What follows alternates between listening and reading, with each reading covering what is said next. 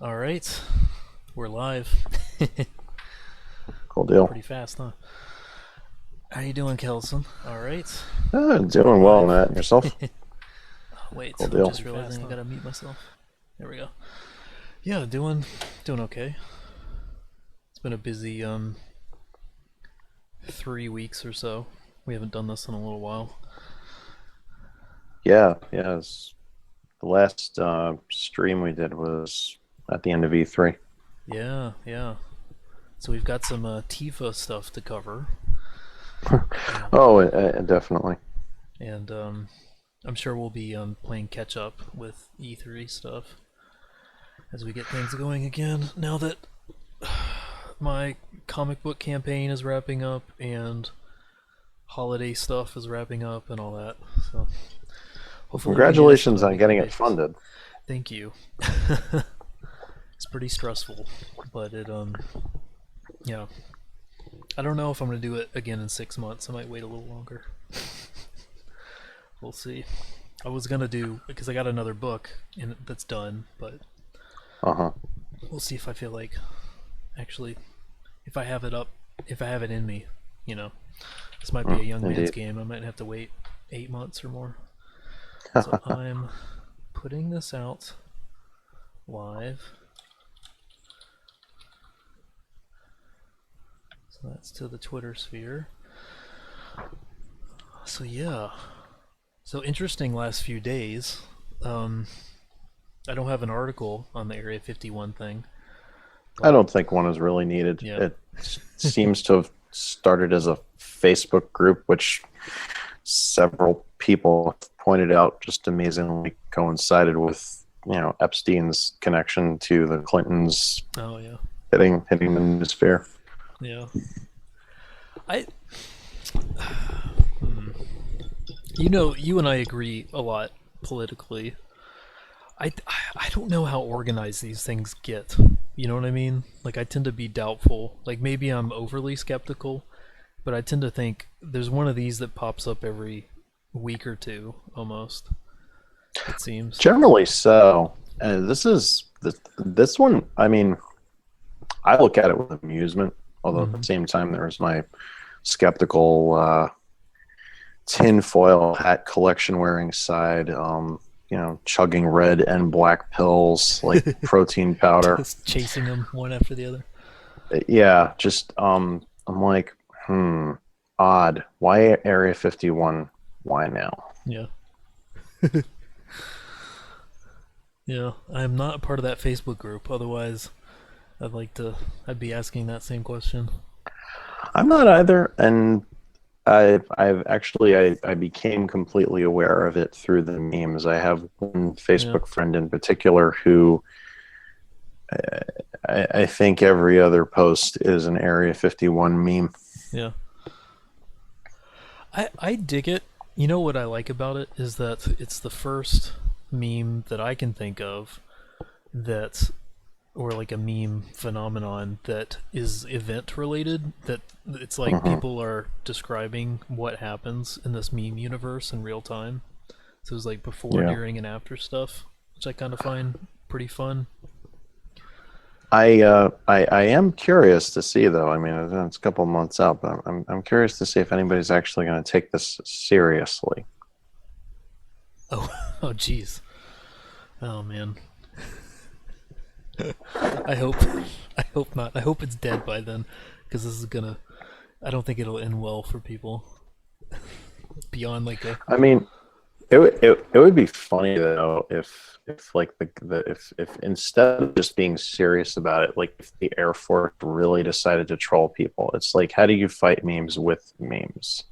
Oh So it's like in gosh, that'd be so amazing. it's like they go out the night before and they change all the warning signs at the ends of the property. So it's like instead of warning restricted area, you just have like a bunch of gone to knuckles cut out saying you do not know the way. Oh my gosh. If our U.S. military, top secret, government installations could have a successful meme game, oh my gosh, the respect I would have for them. We'll have to see. So it's a couple months out, so we'll see if this is dead by then. Yeah, granted, this is just the way my mind works, but I'm thinking to myself, September 20th. That's okay, so that's 9 days after 9/11. I wonder why that is. Maybe, yeah. Oh, sup, So, Leo Convoy in the chat, by the way. Got a couple viewers. Hello. That's those are the questions that I ask myself when the wheels in my head begin to turn. Yeah, I like you because I'm too. I think I'm too. I don't know what pill I'm taking, but I'm too skeptical of human ingenuity and mass organization, and I think you are very in the other direction, and I think we balance each other out when it comes to these things. Because I need you to get me thinking. My defense of my position is that I have seen far too much evidence to not believe in organization, and Sure. I'm extremely loath to believe in coincidences. Yeah, yeah. I mean, they do happen, but sometimes it's just, no, wait, why is that? Yeah, sure, sure. Well, speaking of coincidences, 007. 007 has Indeed. Lashana Lynch has been cast for the new to take up that job title after James Bond retires. So, is there going to be like I was under the impression there was one more movie that Daniel Craig was doing, which was kind of odd in and of itself because he originally said he'd rather like slit his own wrists than do another James Bond movie, and then I guess they held up enough dollar signs, talked him into it, whatever, and yeah. So is there going to be like a torch passing in this movie, or That's my understanding. She's only gonna have a cameo. It's gonna be like the last shot, basically. Who I'm just realizing, she used to be male, right? That was a male role, and then she was female. She's gonna call. She's gonna have some sort of goodbye speech for Bond, and then she's gonna call 007 into her room, the next 007, and it's gonna be Lashana Lynch. So I think that's what the rumor is. That's how it's gonna go down. So yeah. Yeah. So of course this is. I haven't looked. I mean, I looked at the comments section or whatever selection of comments there were in the article that you had copied me on. Yeah. Let me just transition down to that because that's. Yeah, there weren't a lot. I was surprised how few. I guess people don't really comment on Bleeding Cool articles anymore, but no, there were a bunch more comments on the video link that you sent, and yeah, obviously the flow of opinion was a bit more freeform there. yeah. It's a little. I can feel the tension in the comments section on this Bleeding Cool article, as I usually can. Well, yes, because one person uses the word woke and it immediately gets called on for it because it's like, oh, you're just showing your racism. It's like, okay. Well, it's how can I put this? Because on the one hand, I have been called a racist almost every day since not voting for Obama in 2008, and I don't even care at this point because it's the word is so overplayed. It's gotten silly. Yeah. Like misogynist. Like now everybody I disagree with is a Nazi, and so on and so forth. But this I need to clarify this. I don't have a problem at all with there being heroes and even superheroes of different ethnicities. Sure. Blade is an awesome character. I Oh yeah, mean, it still holds up. It's great. exactly. And I will say this: Wesley Snipes happens to be one of my favorite actors. Yeah. One of my favorite black actors. I find it kind of questionable the way he was singled out for tax evasion when so many other people have, danced and skated their way around that. Well, all right, so who did he? Oh man. Who did he go the wrong way on to get that kind of treatment? Because that's unusual. But that being said, I mean, even think back to the '90s. You had Wesley Snipes as Blade. You had Samuel Jackson as Shaft, which I mean, that movie in and of itself was a remake of the original TV series. Yeah. So Yeah. I have nothing wrong with black, Hispanic, Asian, Arabic, Indian, whatever heroes. I mean, hey, I will occasionally watch Bollywood movies that are dubbed in English just for fun because you know what I love about Bollywood? Those guys, no, they're amazing. Yeah. They do stuff that's more ridiculous than Fast and Furious physics, but they do it on purpose. Yeah. Oh, I love And it. it is so deliciously self-aware, Yeah. and it does not take itself seriously at all. It's Yeah. like, yeah, we're doing this. We know it's ridiculous. We're doing it because it's ridiculous, and we are hamming it the heck up every single way. Yeah. And it's amazing. Yeah. It's gonna So be like what's the new how Fast and Furious has kind of evolved into like a superhero franchise, and now is breaking away even from cars, and now just has the Rock and the other guy. well, that's That's gonna yeah, make like a Hobbs billion and dollars. Deckard. Yeah, and that feels like a Bollywood movie. It's so over the top, you know. Well, I mean, also, and it's Dwayne Johnson and it's Jason Statham, and and Yeah, and, and those two as a pair are about as close to Bollywood as you're going to get in yeah, actual Hollywood. yeah, yeah. It's Which also kind shows of it, veering it away works from east and west. It's like that sort of thing where it's kind of taking the piss out of the whole the story it's trying to tell, I guess, and playing this yeah. larger than life um, kind of self-aware sort of approach is pretty As satisfying. as I understand it, that's going to be kind of like a spin-off thing. I mean, Hmm. maybe we'll have movies dubbed, a Fast and Furious story from here on out, and then we'll have the main saga, and Yeah. it's like by the time Part 3 of the Final Fantasy VII remake gets released, we'll have Fast and Furious 15. Oh yeah. Oh yeah. And I dig it. Somehow I don't know how they get that through. I don't know what who's rooting for that in Hollywood I mean, because it's I don't yeah, really. I don't go to the movies anymore anyway, but yeah, I certainly enjoy watching the movies. I mean, to quote Dave Cullen, they're dumb as F, but they're a guilty pleasure. yeah, yeah, But getting back to my point, I take exception, and this is relevant to what's going on with this Little Mermaid remake too. yeah, yeah.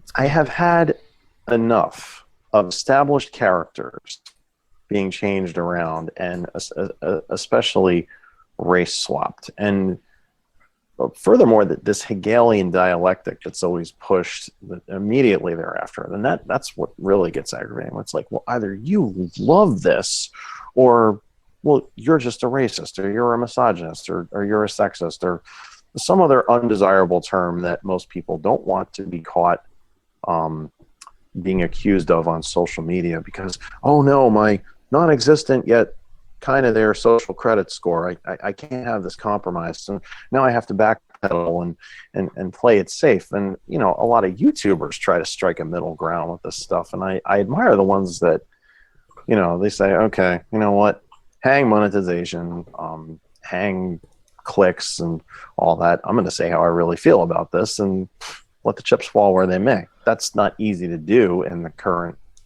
culture with big tech trying to curate yeah, conversations and attitudes the way it is. But yeah, I mean, it needs to be done because people that feel not even necessarily outraged, but just unnerved or frustrated Mm. or even bewildered. It's like, why is this going on? Why this sudden need to change all these characters? Why not just create new ones?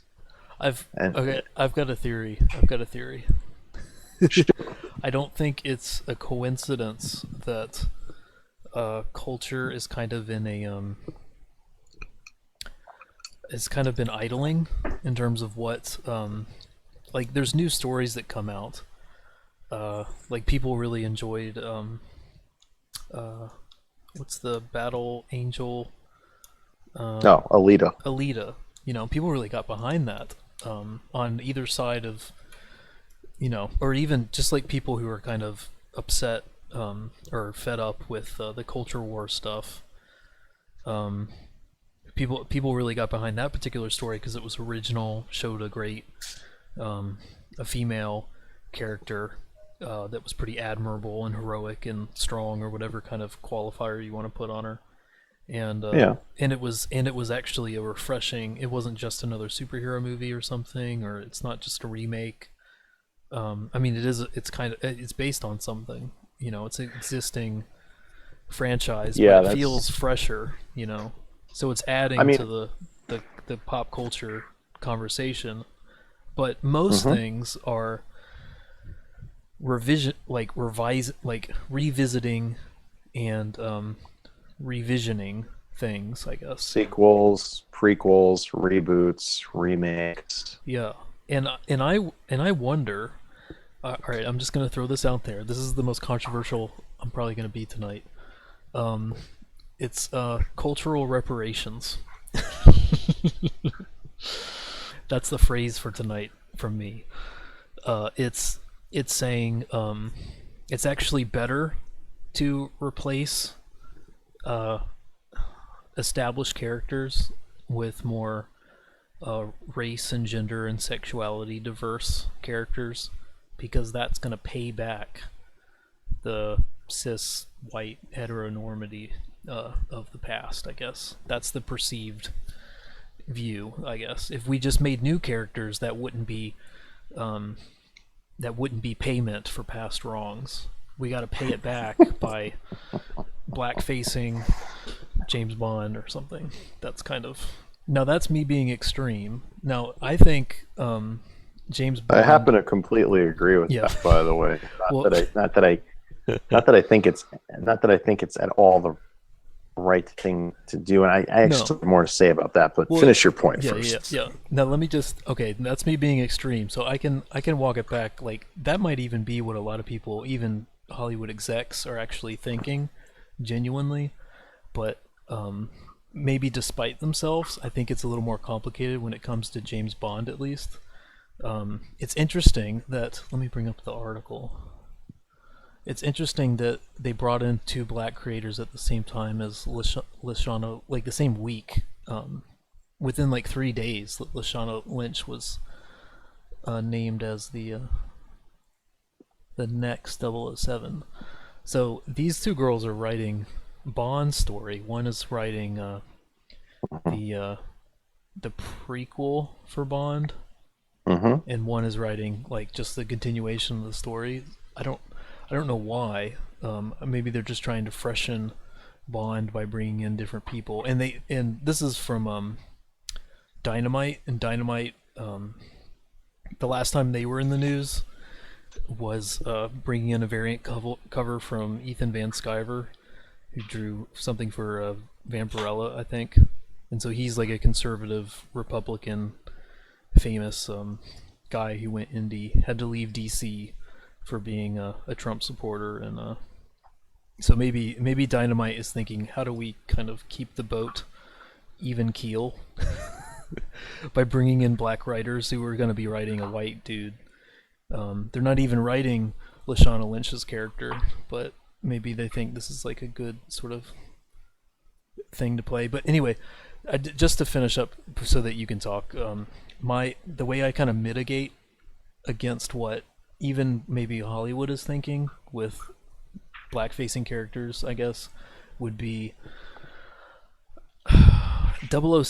There's James Bond, and that's a person. There's 007, and that's a job. That's a job title, basically. I haven't read any of the books. I've only seen some movies, so maybe I just don't know very much about the Same franchise. here.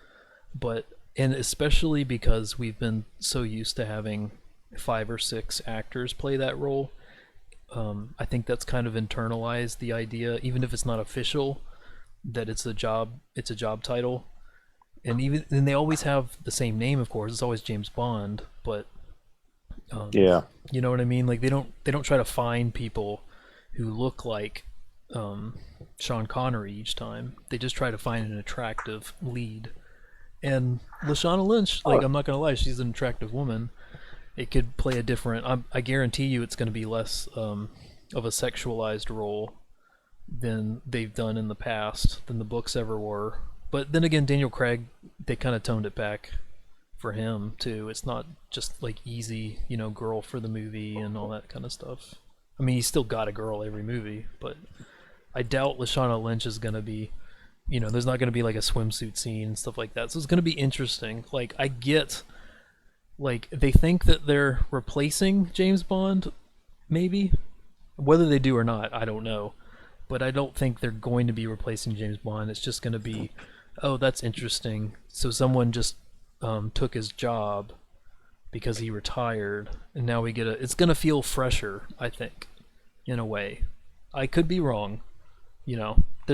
There's other, like Ariel could be. You could argue that's a different situation, but at least when it comes to James Bond, I think we might get a take or two that's kind of interesting with that. But that's me mitigating. So what do you think?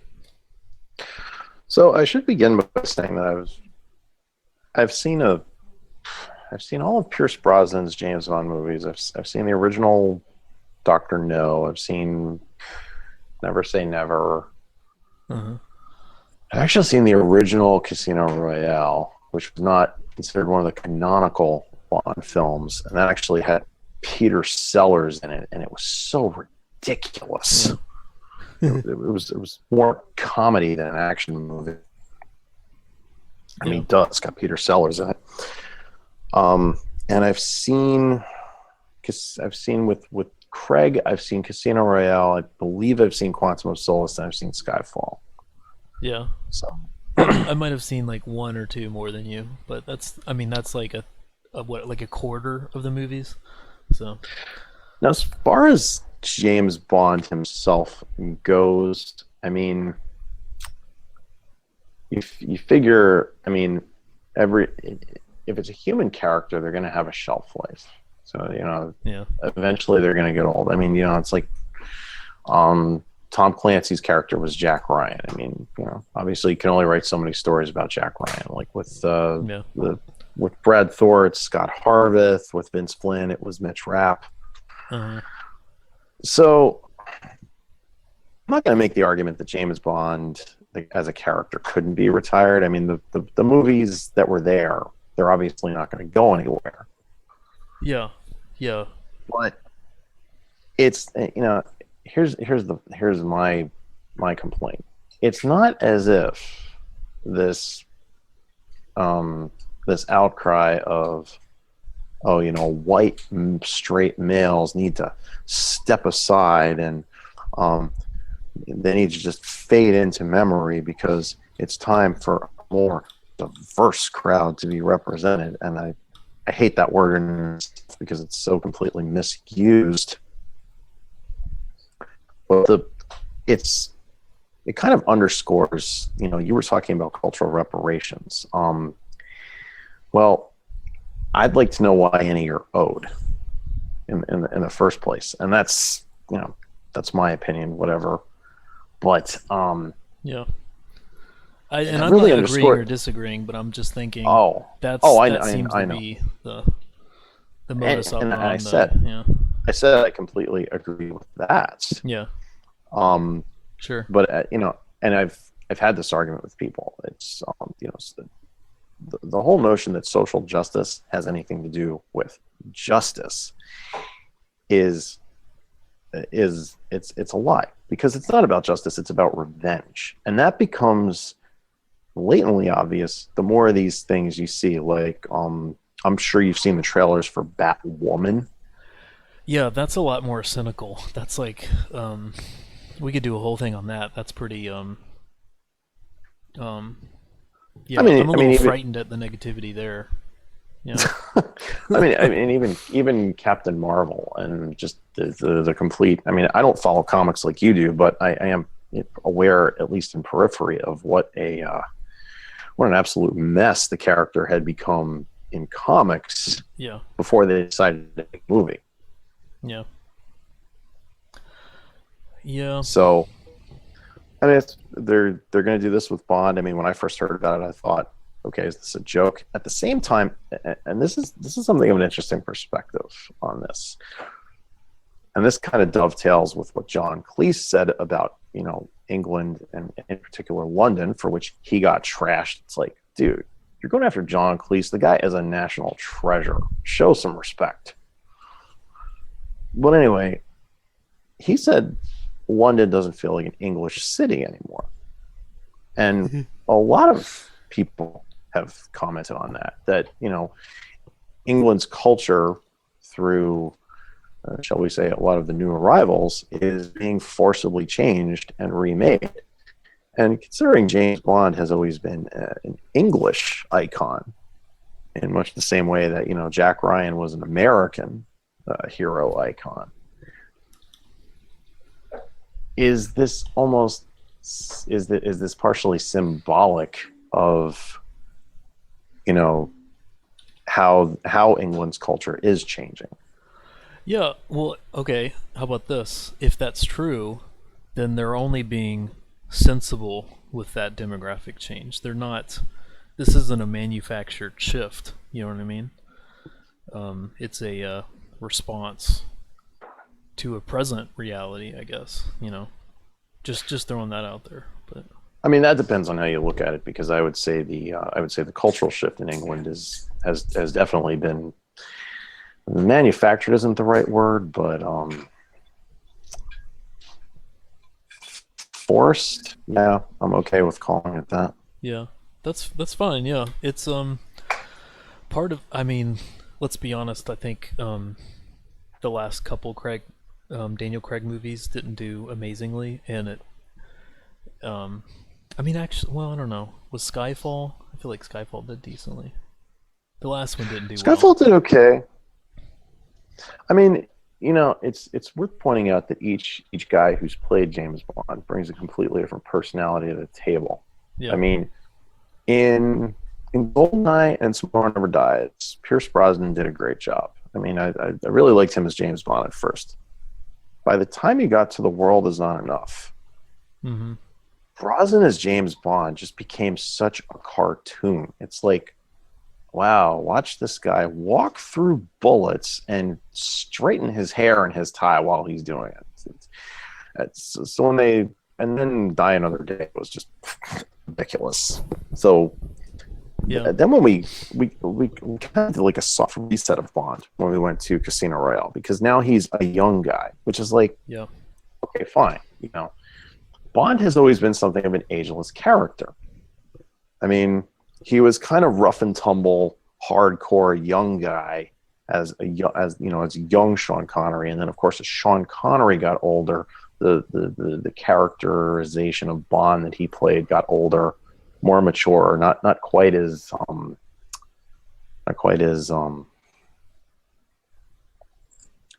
to put it,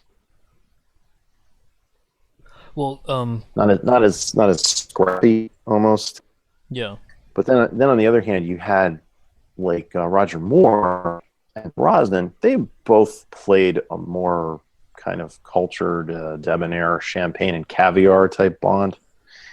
yeah, And a lot of people said Daniel Craig brought the character back to his original roots, where it wasn't all about just ridiculous gadgets. I mean, yeah, the gadgets were there, but they didn't make the movie. At the end of Pierce Brosnan's movies, the gadgets were pretty much everything. yeah. And how much ridiculous theoretical technology can we cram in this movie? Yeah, I think Craig is going to go down as the most I think he saved the franchise. Honestly, I think I thought Craig did a good job as yeah, Bond, and I mean, he revived it. Yeah, a lot of people complained when Judi Dench took over as M because it's like, oh well, M has always been a man. yeah. This is where you could even talk about the frog in the boiling water because there were instances of race and gender swapping in established characters back then, and the thing is, it was done subtly enough. Nobody cared. I mean, maybe one or two people complained about it, but for the most part, we just accepted what we saw because, hey, it's the movies. We have Craigamus in the chat says Brosnan was bad because it was just '90s action flicks. What do you think about that? um, Just the suppose nature of the beast. I suppose that argument could be made, but then I'll counter that with saying Abrams' Star Trek is awful because it's just late zeros, early tens action flicks. Yeah, yeah. I always thought of Judi Dench's M as kind of reminds me of almost, I don't know. This might be misplaced, but I thought of her as like a Margaret Thatcher type character, really trying to shut. I mean, M is always trying to shut down and rein 007 in. That's kind of well, her point, but I thought Judi Dench played the character very well. yeah. I've never seen her in a role where I didn't think she played the role well. Mm-hmm. Yeah. Yeah, she's a great actress. It's gonna be and I haven't seen Shining, Lashana Lynch in anything. I'll give it that. Yeah. I mean, amazing in the context of a long car accident filmed in high speed and then played back in slow motion. But jeez. You're gonna love episode 9. You're assuming I'm gonna watch it. Yeah. Yeah, might catch it on Redbox. I don't know. I'm gonna watch everybody lampoon daylights out of it because that for me is where the entertainment lies. Yeah. Yeah. Yeah, it's gonna be interesting. I don't know. As far as the comics go, I don't. Dynamite is just kind of a low, kind of like third tier sort of peripheral company that owns a bunch of licenses, and they don't sell a ton. So I mean, James Bond comics. I mean, if I wasn't telling you about James Bond comics, you probably wouldn't know about James Bond comics. So this is them. I think they're trying to catch some of the afterglow of the Lashana Lynch. Obviously, they knew it was coming ahead of everyone else, and they're trying to match, interest / controversy. And that's, I guess that's a business decision. I guess that's something you can do. But it was also a theory that was floated about the the casting choice of Halle Bailey for Ariel in the Little Mermaid remake because a lot of people, of course, they don't want to be called racist, so they're going to lead by qualifying. Oh, she's beautiful, but one more of these stupid remakes. I'm tired of them. It's like, all right, you know what? I'm going to put this out there. There are plenty of black actresses I think are beautiful. From the pictures I've seen of Halle Bailey, I'm like, she's all right, but she's not Ariel. It's like, and I mean that for me that's kind of a personal thing because I mean, Little Mermaid came out when I was 8, so yeah, Ariel was very easily my first waifu, if you will, cartoon crush. Sure. So, I had Jasmine, so I can relate. Oh yeah, well, dude, Jasmine, and the funny thing, I never appreciated Belle back when Beauty and the Beast came out, and it's like now watching it with my daughter, I'm studying her face. I'm like, all right, well, she's not clad in skimpy clothes, but you know what? I gotta say this. I think Belle's actually the hottest of the '90s Disney princesses. Nice. I like that take. Speaking of princesses. Do you want to talk about Gamer Girl? The dichotomy between how do you like that transition? Yeah, that works. That works. and and this I actually okay. So I watch a lot of It's a Gundam stuff, Mm-hmm. and he's been deemed somewhat radioactive by YouTube's algorithm because he gets very hostily anti SJW, and it's delicious to listen to. I'll have to check him I out. mean, I certainly don't agree with everything the guy says. I mean, he self-identifies as one of those like center left types, kind of like Classical liberal kind of dude. yeah. I don't think he leans quite far as left as Chris Ray, but he's definitely in that ballpark. Mm-hmm. Mm-hmm. But um, his reaction to the one guy crying over the episode 9 trailer is worth checking out because that's just hilarious. But Oh yeah, that was so a lot of his videos amazing. come up.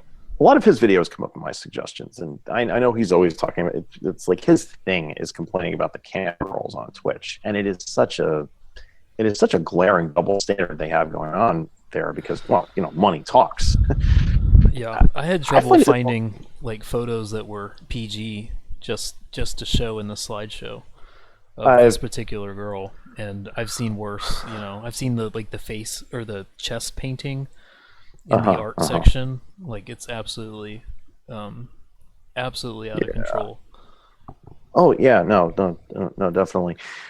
And I'm like, I see this. I didn't know who Belle Delphine was because whatever. Yeah. And so I see this video come up. Oh, she trolls her fans and sells bathwater. And at a glance, I'm like, oh, okay, bath. But so is that like the new slang term for snake oil? And then I happened to watch a video compilation of just like how far down the rabbit hole into clown world we're going from Paul Watson. And he talks about Belle Delphine literally selling bathwater. And I'm like, wait, no, that wasn't metaphorical. She's actually, oh, dude. And I'm watching the videos. And maybe it's like a meta sort of.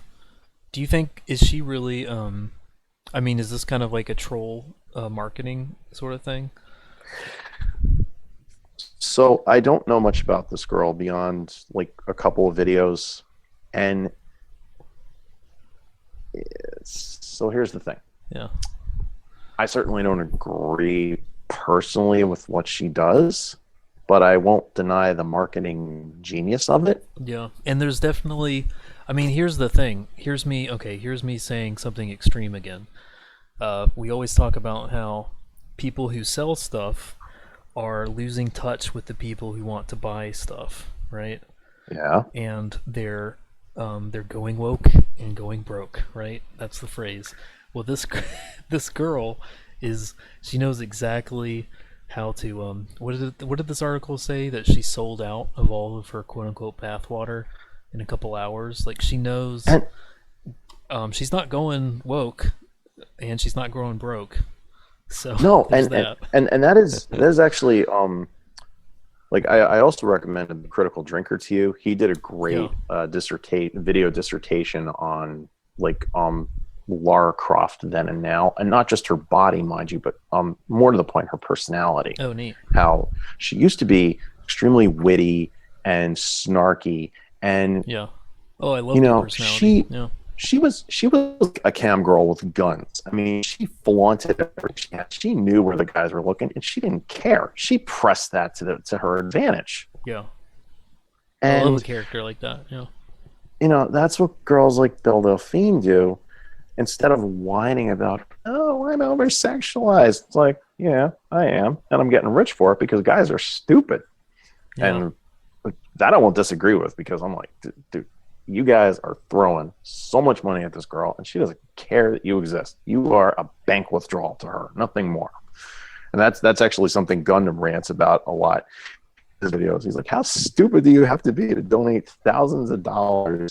Because she says, oh, I'm going to set up her trolling, I guess. She claimed she was going to set up a Pornhub account, and which I'm just going to say this: if that is your thing, if that's what you go on the internet to look for, this obsession of throwing money so you can have this specific girl that you watch videos of expose herself. I really don't understand that. I mean, I never set foot in a gentleman's club when I was younger because I considered it crossing a line that I just was not willing to cross. I mean, even when I was not, fiercely religious in my faith, I was like, no, I can't pay for that. That's just no, not going to go there. Well, I think that's one of the interesting things about. I mean, that's why e-girls are so attractive, I think, to young men, is because you just have to invest your imagination. You don't have to invest your time. You don't have to drive somewhere and then walk in. Like, once you realize that this woman is a woman, I think it breaks the illusion for you.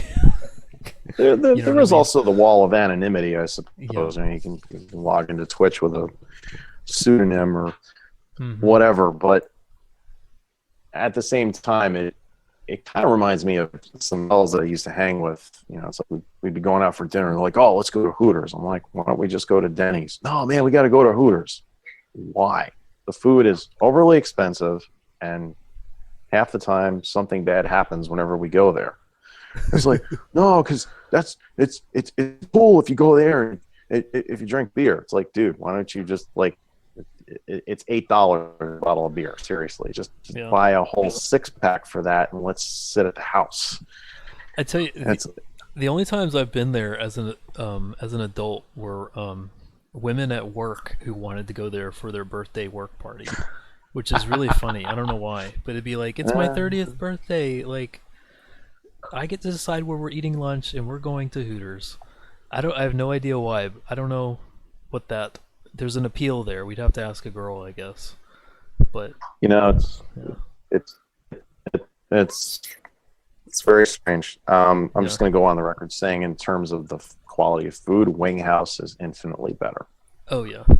Which isn't. It's not saying a ton, but it's true. No, and as is Ford's Garage, because I noticed when I got some takeaway from the Ford's Garage in Coral not too long ago, I'm like, oh, all the women have low cut tops on. Better not let Polygon find out about this one. Yeah. Star Storyteller in the chat has a good point. She says she can't me too you, so that's one of the appeals, I guess. I respectfully disagree. She could, but why? She's making $150,000 a month on Patreon by not doing it. Wow. It's not that she could. There's no point. It's not that she couldn't. There's no point in her doing so. Yeah. Although a Star Storyteller does make a somewhat valid point. That for fellas, particularly straight white fellas, dating culture has become a minefield. And I am very grateful that I'm married at this point. Oh, yeah. I mean, unlimited access to this kind of stuff, plus, the perpetual fear of being misunderstood for being proactive could it's bad. It's funny, though, because, back in the day, the expression was, why buy the cow and get the milk for free? And it's like, so I'm seeing a lot of guys spending way more money renting a cow, and they're not even getting any milk. Yeah. That's a good, yeah.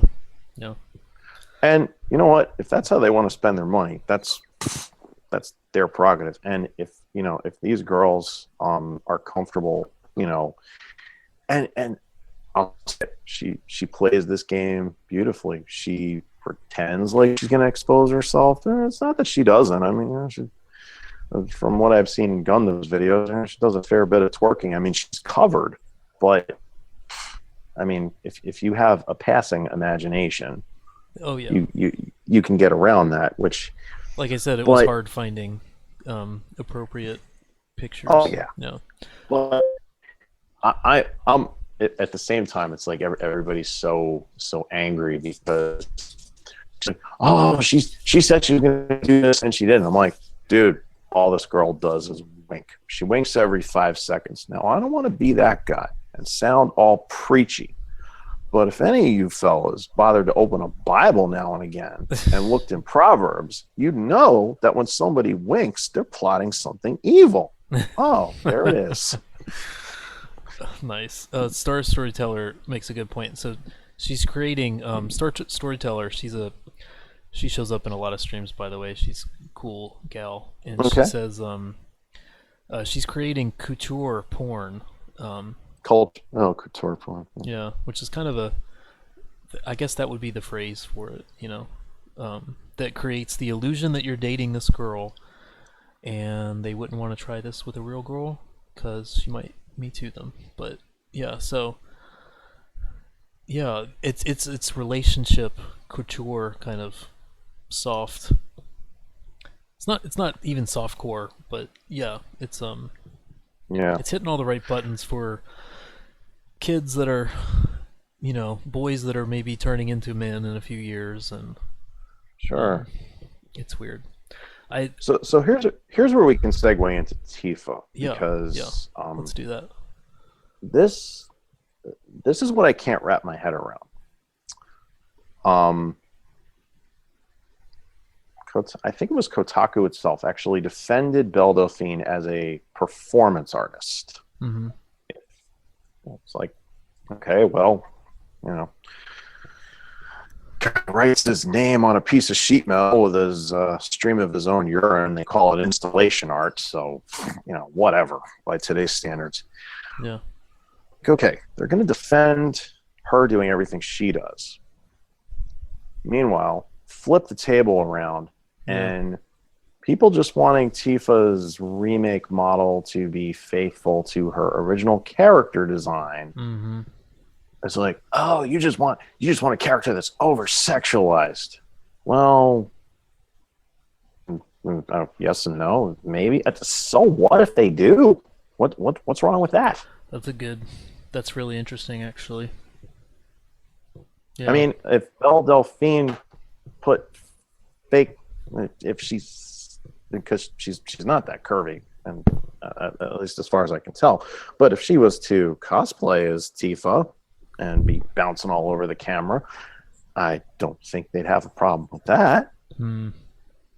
So this is what I find kind of strange, especially coming from the game journals as they came to be known back in Gamergate.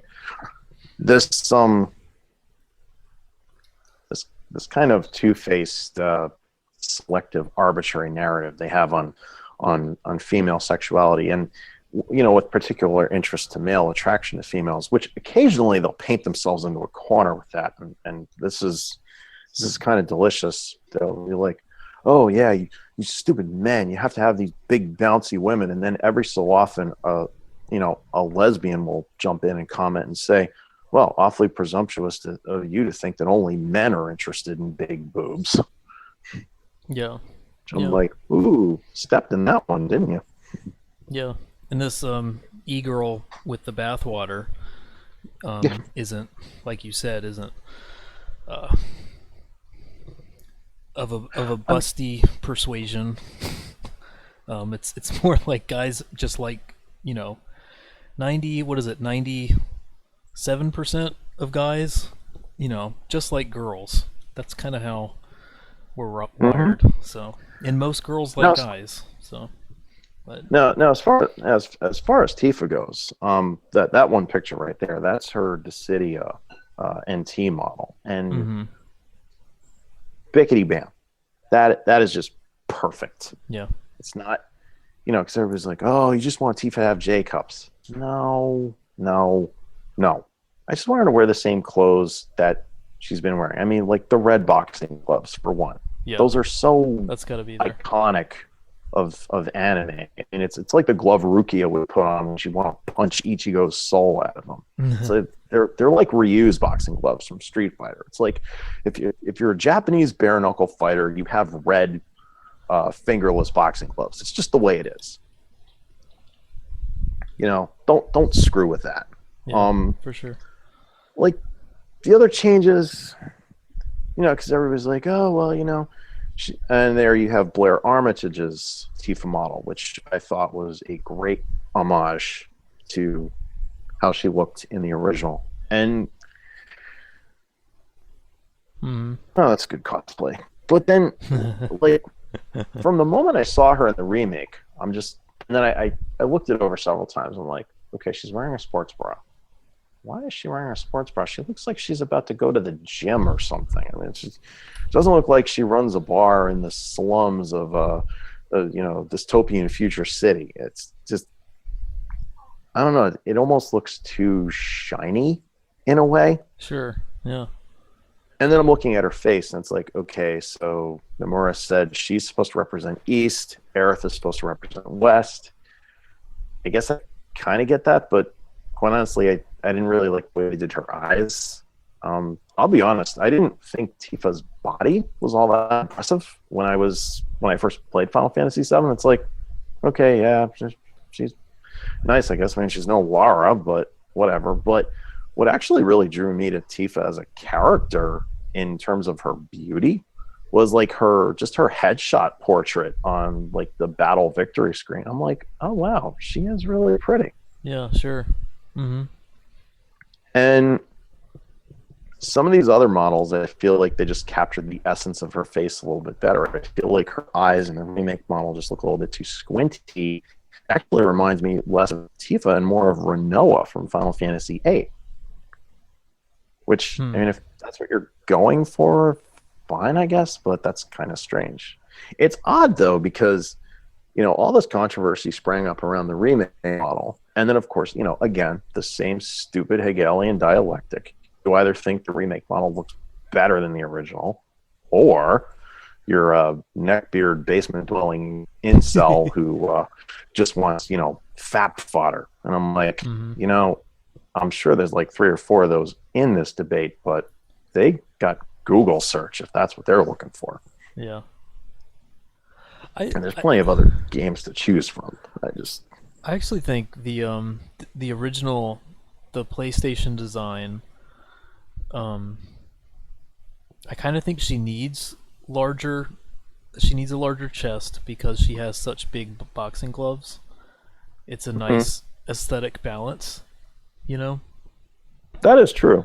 So it works with that design, like the in-game stuff. Like it has to, it just needs to be that balanced. I mean, I'm not even talking about the chibi sprites. Or Yeah. her FMV model, which that does kind of border on ridiculousness. I was thinking more of like her battle model, and as far as I can tell, the Dissidia NT model is fairly faithful to that. Yeah. And I mean, again, it's like she's not overly huge, but you got the suspenders, you got the tank, you got the boxing gloves, you got the skirt. It's like, yeah, but you're gonna see up the skirt when she kicks, and it's like, well, that's gonna be a problem. I'm like, right, because Belle Dauphine twerking her, her butt in front of the camera and pouring water over it is okay, though, right? It's like, come on, guys, pick one. Yeah, it's weird. Apparently, they're trying to confine the game to a T rating.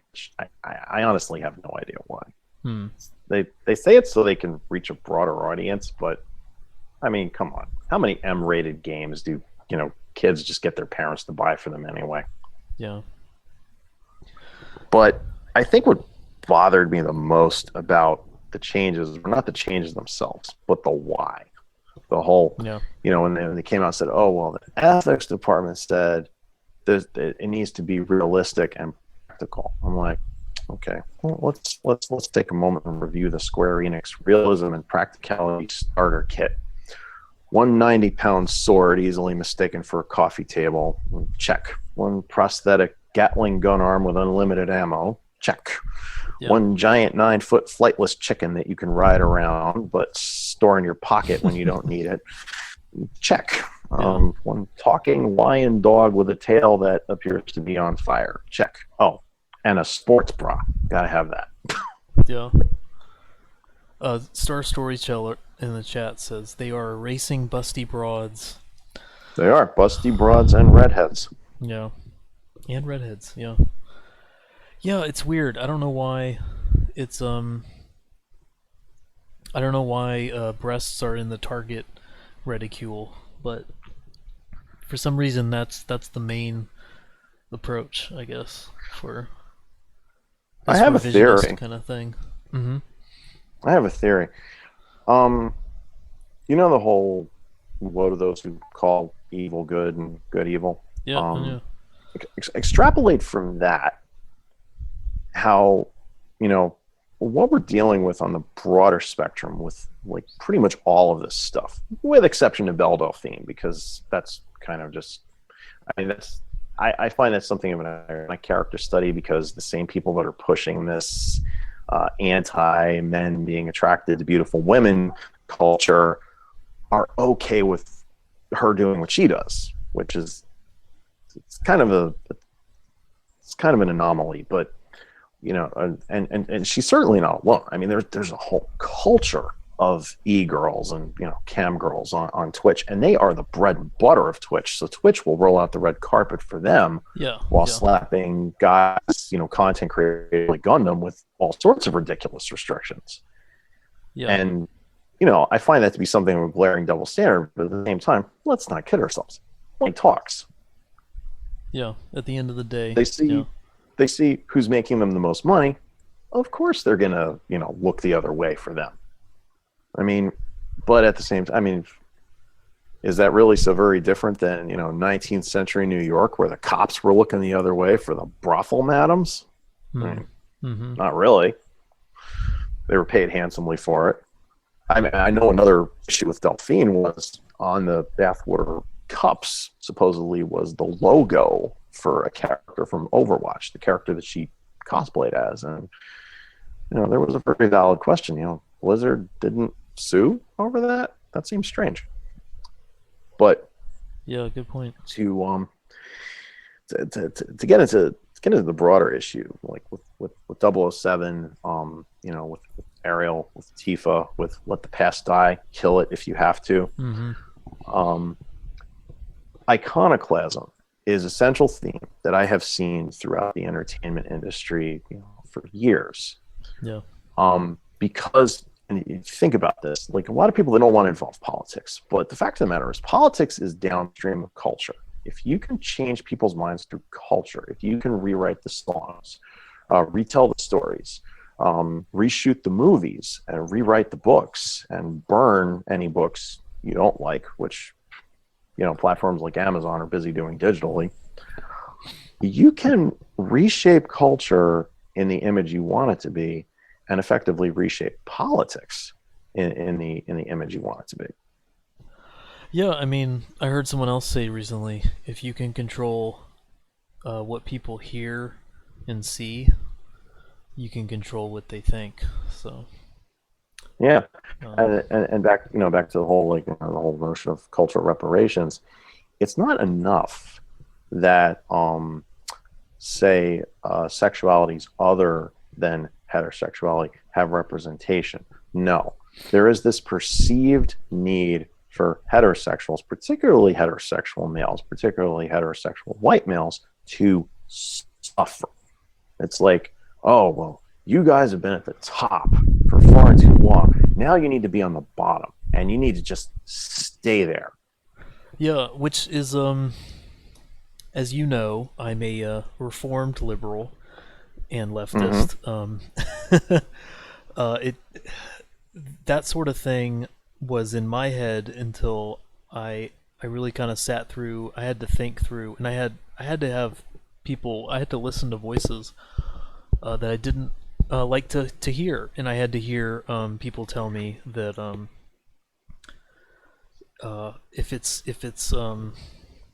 if I'm pointing out an evil that one demographic, one class, which I'm already talking about as a construct, you know, I'm Mm-hmm. going around saying that, you know, white people is a construct, but I'm saying that they're on top, and that's unjust. And if my solution to that is putting someone else on top, then I'm trying to fix. I'm saying that that culture's poisoned, and I'm trying to fix the poison by drinking. I don't know, sticking poison in the other direction, or like, you know what I mean? Like, I'm just trying to. I'm trying to avoid not saying fire with fire, because that doesn't get the point across enough. Well, I understand what you're getting at. I mean, Like, I'm trying to it's fix saying a society with the same evil that I'm upset about. You know, I'm just trying to send it another direction. Like, that's a good. I'm already saying I'm the one that brought up the fact that it's wrong, and I'm trying to perpetuate it by I'm, you know, through revenge. So and here's the thing. What's really racist is to perceptually divide lifestyles and income lines by the color of somebody's skin. yeah, I mean, people, they look at me, and I've got a decent paying job now. So they automatically assume, oh, I've always been well off, because I'm white and because I'm a guy. So I've always just had everything, my life has been on easy street. I'm like, yeah, I wish I grew up poor and fatherless. I lived in low income housing. And let me tell you something. The trash there came in all shapes, sizes, and colors. oh yeah, yeah. I mean, I was talking with a liberal friend just this past weekend about, like, does he have categories for Eminem and Kanye? Like, how do they both, Kanye, middle class, you know, pretty a decent Chicago suburb, went to college, dropped out, not because he couldn't handle it, because he just wanted to chase his record deal career. Yeah. So it was voluntary, and then you've got, everyone knows the Eminem, kind of 8 Mile story, and Yeah. if we bristle at trying to adequately understand their stories, and his rebuttal was, yeah, but we can't use that as, we can't say all African Americans have lived like Kanye, and then I my rejoinder was, you're right.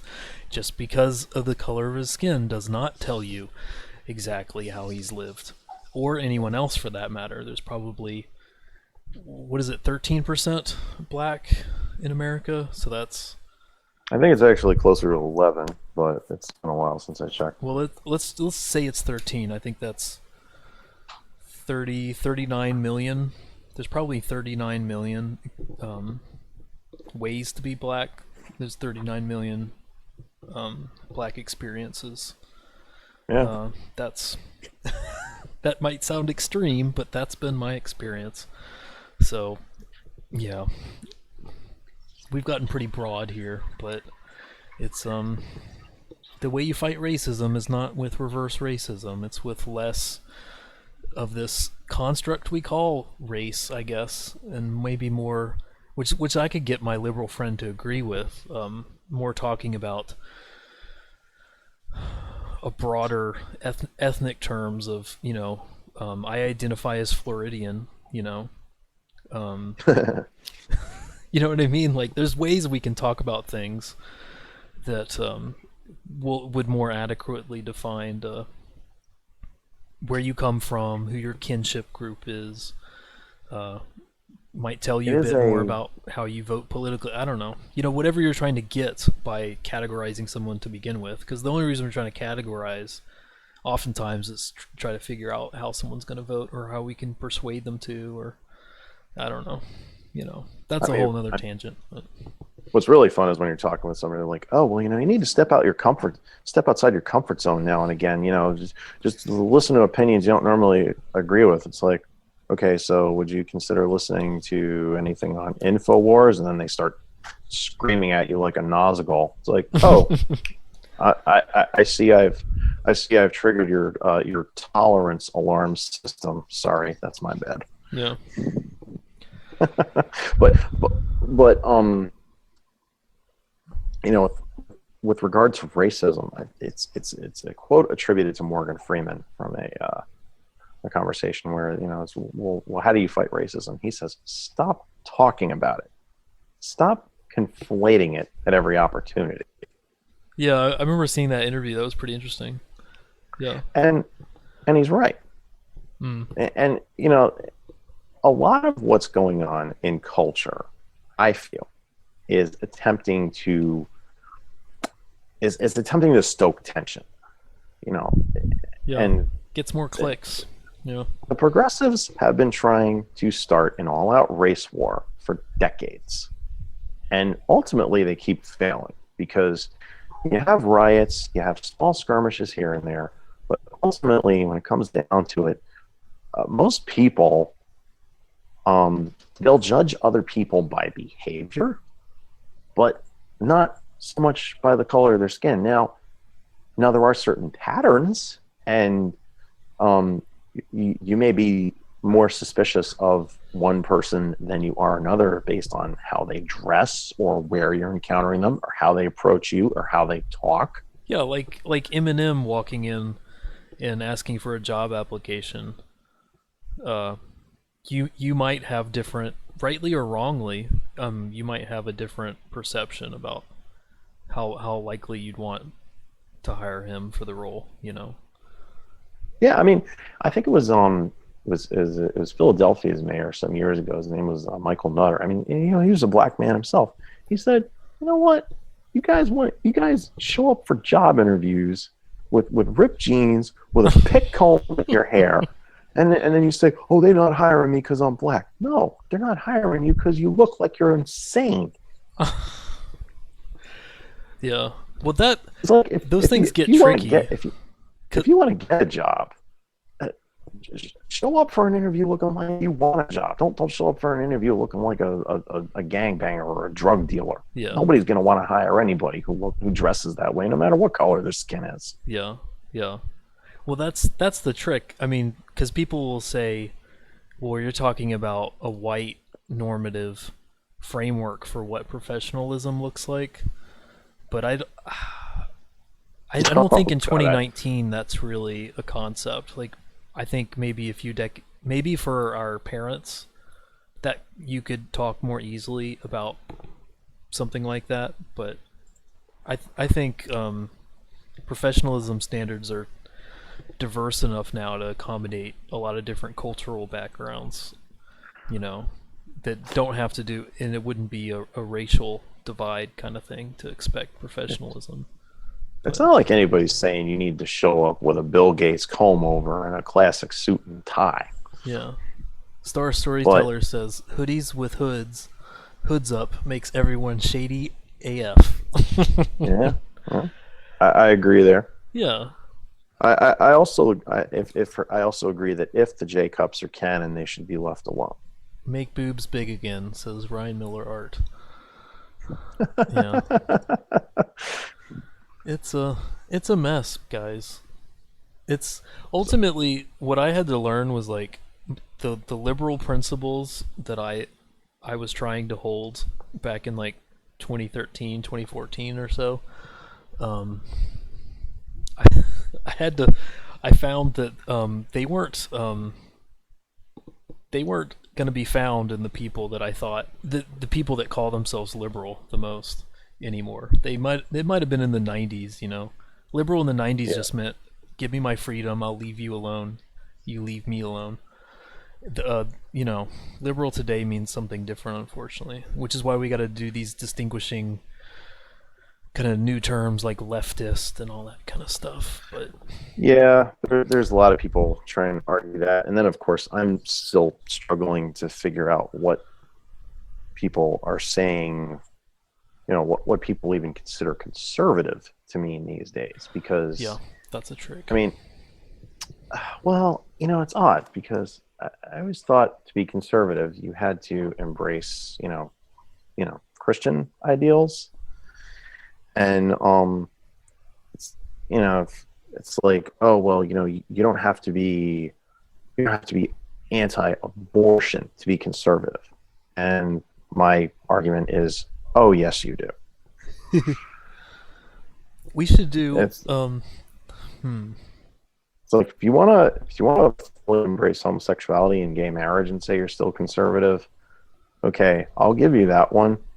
But you cannot say you're conservative and be for abortion. That's I mean, and obviously there are Yeah. people that will argue that, but that's where I draw the line. Yeah. There's.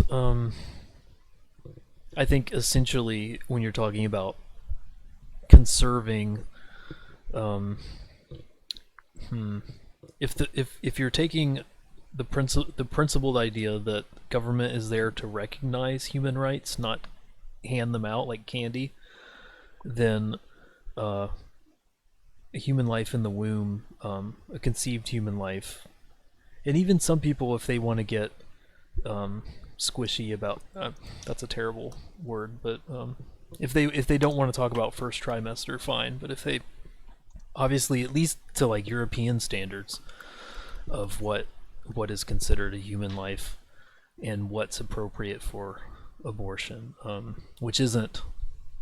I think it ends somewhere in the like halfway through. We're talking like 14 weeks or something.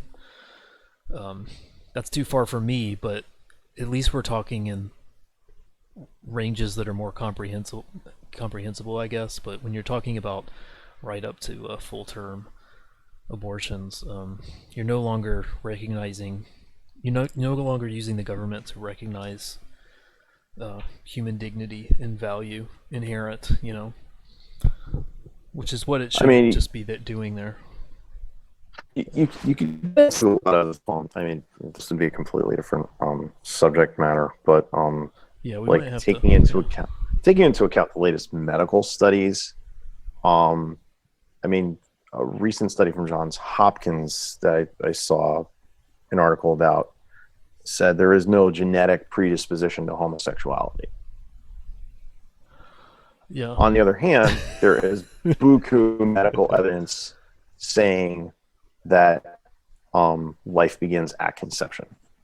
yeah, And of course, then people are saying, "Oh, you're defending an unfertilized egg." It's like, no, a fertilized egg, which it that's when it becomes something else. That's when it becomes its own body, and that is when it becomes human.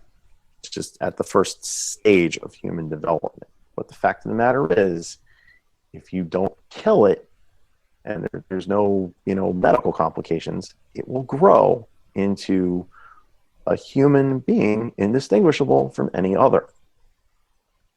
So unless you want to try to draw some imaginary line at some point, which seems defined entirely by convenience and opinion, um, you're basically what the people that support that are doing is they're dehumanizing to justify killing, which is ironic because those are typically the same people that want to slap the label Nazi on anybody who disagrees with them. yeah. Well, that's just the category difference, right? That's the government. There is no inherent truth or dignity, so you need to grab the reins of power so that you can you can actually set those standards yourself on what's Yeah, valued or not. So and that's yeah, that I mean that gets into moral relativism and social cultural Darwinism and you know arbitration of moral law. I mean, Ravi Zacharias argues you can't have moral law without a moral law giver.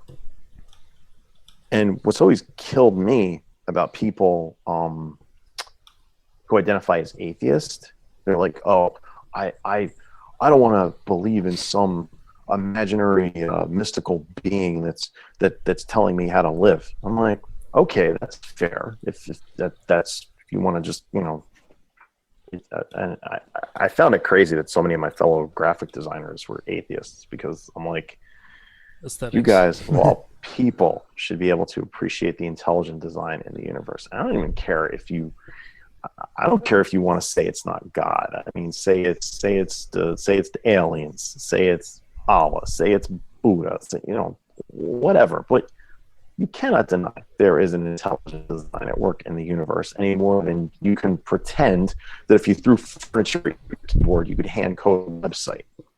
Mm. Mm-hmm. Mm-hmm. But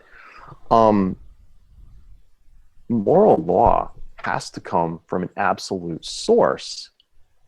Otherwise, it's in shoe polish, and it's left in human hands. And that's what kills me about atheists, because they don't want to believe in God, because they don't want a supreme being telling them how to live. But they're fine with other people, fellow human beings, who, some were elected to office, others just inherited it, and others, they slipped the right envelopes of money under the table, and there you have it. Now they're telling other people how to live. It's like, well, that's just a little bit imbalanced. If you don't want a higher being telling you how to live, why are you okay with other humans telling you how to live? Yeah. Yeah. Yeah. Well, it's sad because there's a lot of liberals that are atheists who are pretty actually liberal. Oh, a very and of the big government persuasion, and Or I just mean like in the hippie, like, just give peace a chance, man. Like, let's just hang out. Like, you do you. I'm just gonna be over here. But yeah, authoritarianism. I mean, that's the whole National Socialist program, I guess, is that the only way we're gonna get to our utopia is through a lot of scheming and a lot of force and a lot of blood. I mean, turns out you never get there, but no. Well, one Area 51 joke that one page I followed had floated earlier was, "Oh, tell all the liberals that real socialism is being hidden in Area 51." Oh my gosh, that's beautiful. Tell them Ruth Bader Ginsburg's elixir of life is hiding there. Oh, I'm sure they have stored. Well, that would be adrenochrome, which is another conversation for another time.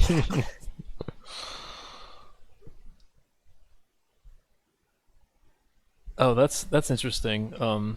We can wrap it up, but Star Storyteller says there's a ton of atheists who are pro-life as well, and probably more passionate because they don't believe in the afterlife, so they must save all the babies.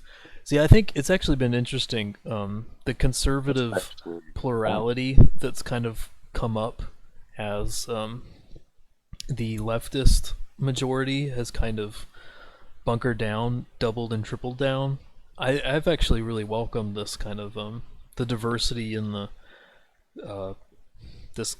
conservative communities, I guess, that have popped up. Like, we're not agreeing on foundational principles, like where you're actually deriving these things from, but I guess that's kind of my whole libertarian versus authoritarian thing. You might have reasons that I disagree with for why you're leaving me alone in your fighting for my right to disagree with you, but I really dig the fact. The only thing I'm really concerned with on the political sphere and the public sphere is the fact that you're fighting to leave me alone and to let me disagree with you, and for us to disagree publicly and to talk about it, and maybe one of you can change my mind. Like, that's all I really care about. Like, where you're getting your crazy ideas from, we can talk about that, but we first got to lay down that neutral space, so it's kind of cool that, great point. Yeah, like atheist pro-lifers, that's cool, man. That's just me. Like, we could talk about atheism, but I'm not going to convince everyone, they're not going to convince everyone, but at least let's stop killing babies. And yeah. I hold out the modest hope that one day we'll look back on that the way, or we'll look back on this, I should say, the way people today look back on, slavery being legal in this country, because let's face facts, slavery is still legal in other countries.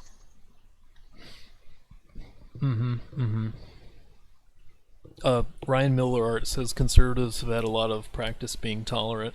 I think that has Yeah. kind of helped us. We've been on the um, uh, kind of backs against the wall, sort of, which has Dude, kind of helped. you should have tried being a conservative at Ringling. That was not fun. Yeah, I was just a Obama supporting Democrat, card carrying Yeah. lifelong Democrat at the time. So no, nothing to complain about. Yeah. No, I mean, Yeah. God, I remember our propaganda class, as it were, and my original pitch was I wanted to do something, just citing historical data for why, the state of Israel has a right to exist and, its autonomy and to be there. And I was told, oh, well, that would be okay. My idea was, of course, this was topically relevant at the time. It said, well, that's going to set people like the Quran burnings. So the only way you could successfully do it is if you explored both points of view. Of course, then a classmate of mine turns around, and what he was supposedly doing was a pro-atheism campaign, but he singled out Jesus as a mythical character, like alongside the Tooth Fairy and the Easter Bunny and what have you. No other religious figures, mind you. Yeah. So, and then So of course brave. one of his oh yes, stunning and brave. Hashtag over 9,000. Yeah. And I never mind those things. I'm so bored with people. I mean, I fight for people's right to, to try and meme Jesus as much as they can. But what aggravated me about it was just the complete double standard. And I even said that to the three professors that made up the panel, because they're like, well, there were Muslim students here. How are they going to respond? And I Yep. I was fighting very hard to keep my calm, and I said, all right, gentlemen, I am conservative and I am Christian. Every day that I am at this campus, pretty much my views are attacked right to my face. I just take it. And they all just looked at each other, unsure what to say, because they knew I was right. Yeah. And back then, there wasn't a vocabulary developed yet for people in the chat. We were in school about 10 years ago, so yeah, it's when things were getting woke, but we didn't have words like woke. So God. Thankfully, at least. And we had memes. We had memes at least, but I'm glad it was back then and not now. Just yeah. I mean, I think about my kids going to school when they get older. It's like, I don't know how that's going to work. Yeah. I have no idea how our school is now. Yeah. Yeah, no, I haven't been back, which I go to Sarasota all the time now, but I haven't been near the campus in a number of years. Yeah, one day. And I will say this to the credit of, I'm not going to say that there aren't people on the left who are tolerant, because I had a couple of professors who were very staunch in their beliefs, and they knew what I thought, and I knew what they thought, and we actually got along just fine. Yeah, and, there's a lot of those. They encouraged intellectual honesty, and we had some great conversations out of it. So, I mean, that is the kind of thing that you actively hope for. Yeah, that's the ideal that I was. Yeah, that attracted me. I guess I was kind of raised to look for that ideal, being raised by hippies, and I thought that's the end goal of the Democratic Party and liberalism as it was defined to me from childhood, and that's no longer the case. I gotta find that elsewhere. Gotta wear a different hat for a while. But well, I've had this conversation with a couple of friends who lean to the left, and your quest to find common ground where possible is an admirable one. Although there are some groups of people that simply cannot be reasoned with. Yeah, yeah, and I don't think that's a left-right thing either.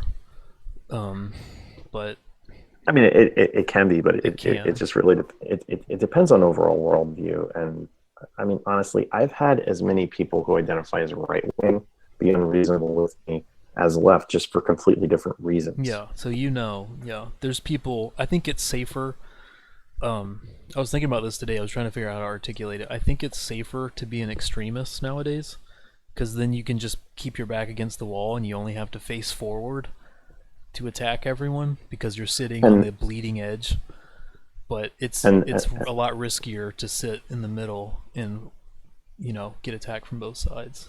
So and that right there, Matt, is why one, I have no desire to grow my channel as a YouTuber because that would be suicide. Because I'm not going to pretend to be anything other than what I am. oh sure. I mean, I got a big mouth. I may very well become too radioactive for your channel. So, but um, that and the fact that like I said earlier, I don't care if people call me racist or sexist or whatever, because I've heard it all before. That's like, all right, fine, I guess I am. Oh, What jeez. else you got? You you got anything else? Yeah. Because that doesn't threaten me. Yeah. Well, their goal should be to change your mind if they actually think that that's who you are. Assuming that they're going to have to coexist with you as fellow citizens. Either way, you don't get your citizenship revoked for being a racist, sexist, homophobe. At least yet. So you still get to vote. You're still a neighbor. So I'm not calling you any of those things, by the way. But I'm just saying, even if they could prove by their standards that you were, you still exist. They can't cancel you. So shouldn't they just try and figure out how to talk things out with you and maybe come to a consensus or change your mind, or you can change theirs? But again, that's just and then we can just. You keep trying. You find a good way to wrap things up for me, and then Uh-huh. I just want to say something, and then I just throw it back off again. So we never Well, it's actually almost of land the our plane. it's how most of our conversations go. Yeah. It's a delightful holding pattern. Yeah. Yep. I'll add this. He said phobe. I simultaneously love and hate how everything is, it's homophobic, it's Islamophobic, it's like, you do realize a phobia is an irrational fear, right? And I'm not saying you're accusing this, but it's the words that's used, and it's asinine. Yeah. It's not even a clinical term. They're just using. It's an invented political term that sounds scientific, which is unfortunate. And and once again, we arrive back at the ever persistent Hegelian dialectic that you either imagine me just like jamming my finger on my desk saying this as belligerently as possible. You either celebrate this and embrace it and say it's wonderful, or you're just this hateful, irrationally fearful person who wants everybody who thinks that way to just swing from a tree. Yeah, Why does it have to be one extreme or the other? it's safer to be an extremist. Yep. You only It's have like, to call everyone a bigot. You can't. You don't have to dialogue when you're on the extreme. It saves kind time. of kind of like with Tifa. It's like I kept trying to make balanced, reasonable arguments, explaining why I felt the way I did, and I got tired of people, just shouting one extreme or the other. I'm like, okay, fine, I want Tifa to have Jacobs. So what? That's fine. It's fine. Honesty should be your first. Uh, yeah, first rule. Uh, yeah, But yeah. yeah, There's some good. Thanks everyone for checking things out. Star Storyteller, Ryan Miller. Thanks to yes, both of you guys. Both of you guys. Kelson doesn't know you yet. I'm sure he will. I've seen you guys both around, of course, in different ways, and thankful for y'all's contribution in other streams. You're cool people. So Yeah, thanks definitely. for appreciate you guys coming in and listening to us kind of ramble. We had a plan. We're trying to do this more every Tuesday. Just kind of talk about what's topical for the week. Hmm. Focus. The goal is focusing on storytelling in general, uh, and then we just kind of, I guess we kind of broaden out sometimes to what the narrative is, and then we just kind of talk about what's wrong with the world. But Dude, I totally wanted to link all of what we talked about back to storytelling, and I kept forgetting to do so. I didn't even think about it. That's how bad it was. Because I wanted to compare notes with you on, like you with Carrie and me with EOS, like what Yeah. do you see yourself being intimidated by woke culture in any way, regarding your character designs, or I kind of it's wish like I it's like was. I'm too small potatoes. I haven't been targeted yet, and I'm feeling kind of um I'm feeling kind I of mean, like I'm missing out. I'm gonna put it this way, because like Ava is in a lot of ways like Tifa. If she was a completely awesome elf, but it's like she was always meant to have kind of like an average body, and it's like after all this nonsense went down with Tifa, I'm like, man, I almost want to give Ava super big boobs out of spite. Yeah, I kind of yeah, I know it almost makes me rethink Myra to some extent, but I don't want to be motivated by You just spite. I you can just make understand. sure Myra keeps that red hair of hers. Yeah, that's a good The point. 3% are counting on you. An extreme minority clinging to the edges of relevancy and representation. Yep. Oh gosh, it's so weird. And I mean, Myra's a good example of a female protagonist that she uses what she has, and takes no prisoners, and it's like how to be a strong female character without being Brie Larson. Yeah, yeah, I mean, it's like seriously, if you guys haven't read the first part of Kyrie, do so, because Myra's like she's kind of like a Lara Croft, but with daggers instead of pistols. oh my gosh, Laura Croft, inspiration. Yeah, she's been nerfed, but oh my goodness. Both inside and out. And I actually, when I commented on Drinker's video, I was thinking, they made Tifa seem somewhat indecisive in her conversation with Cloud, that they kind of teased at in the trailer. She's like, "Are we really doing the right thing?" And I'm like, "Oh, please."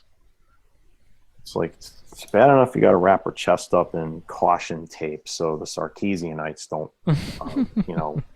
Nazgul screech about it, but do you have to make her the same indecisive character you turn Lara into? Yeah, yeah. Like, Ironically, the latest Tifa has iteration such of an axe to grind with Shinra over Nibelheim. She shouldn't care how many people in Midgar are killed. yeah. Actually, it's. I think it's funny. The last couple Tomb Raider games, I've done the let's play of all of them, and I think it's hilarious.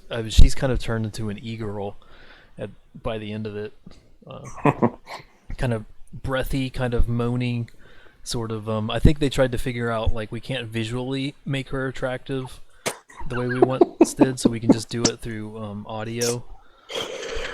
And Well, England, maybe it may. it's like I saw some an interview with uh, the voice actress who's British, and she was being interviewed by one of these kind of like late night variety show type deals over there, and where they Mm-hmm. can, I guess they're more racy over there, and they just like clipped out every time she kind of was hurt or jumped, or like every kind of noise, kind of squeaky moany kind of uh, noise she made, and just played it just all clipped together, and Nice. and it I'll was bet that hilarious. sounded I mean, interesting. that's exactly, that's how they're trying to balance things now. Imagine we're in a world now where we don't know what to do with the female body anymore. We're still trying to do things with them. We're still trying to objectify them down, but it's like in a different. We're objectively making them less attractive, but that sort of pressure is gonna get released somehow, I guess, and it's gonna have to be with the actresses' uh, role or something. I don't know, or bathwater. Something's Yeah. got to give. So it's weird. I mean, that's a question worth posing. If Belle Delphine said breasts are sexual, would that make it true? Yeah, yeah. I mean, would Kotaku defend that? One can only wonder. I think we'd have to. I think we got to raid Area 51 to find that out. Yeah, Therein lies all life's persistent answers or questions. The answers to life's persistent questions. That's what I'm trying to say. I mean, look, in the next couple of months, we're going to have to come back to the Area 51 thing anyway, because thanks to the brilliant research of one Michael Heiser, we both know what's really going on there. Yeah. No, yeah. We'll get there. We'll get there. I even joked about it in a comment on some post. I'm like, oh man, all the good stuff's at Mount Weather anyway. Yeah. You're going the wrong way. Yeah. Get back to Pennsylvania. Yeah. It's funny too, because and now apparently a lot of people are like, oh, all these theories about there being aliens at Area 51 are just silly. It's like, well, nobody said anything about aliens, but Watcher technology. Yeah. It's like, what? You didn't know human technology is actually about 500 years more advanced than what's been declassified? I'm sorry. Yeah. Did I interrupt your nap? Yeah, talk about woke. Yeah. Wake up. That's a strange thing about the term woke. I used to think it meant getting red pilled. Yeah. I think it did for a month. Yeah, I think it did, and then they flipped the checkerboard over, mm-hmm. and somehow woke came to be like embracing far left ideals. Mm-hmm, mm-hmm. Oh, by the way, fun fact: that shot of them standing outside the high wind, that's actually kind of like that's kind of like a secret scene that I only recently found out about. And you had to get Tifa's affection level towards Cloud over 50 in order to get that scene. Oh, cool. And it basically implies, the way that scene closes, it implies that they did more than just talk. I was wondering, because I was trying to find stuff from the original game, and that particular scene was coming up a ton. So it must have been why. I really hope the dialogue and the delivery in the game is on point, because I wasn't crazy about when Advent Children came out. I was like, oh, dude, this is amazing. And then halfway through the movie, I'm getting really frustrated. But I'm like, no, I got to keep watching this, because, I've been looking forward to this the whole time. And it's like, I don't really care for what they did with Tifa's appearance, but, whatever, it's cool. And then she says, dilly dally, shilly shally, and I wanted to throw something at my TV. I'm like, no, you did not just say that. God, who wrote this? Yeah. So if we can avoid that happening, I will tolerate Sporty Spice Tybo Tifa so long as she does not say dilly dally, shilly shally, or anything comparably stupid in the remake. Yeah. Yeah, we'll see. That might be a dead phrase. I'm not sure. They might be dating it. Yeah. Dilly dally. It's been a while. That's still in my lexicon, but that might just mean we're 30-something now. That might be what's going on. I'm pushing 40, so. Yeah, well.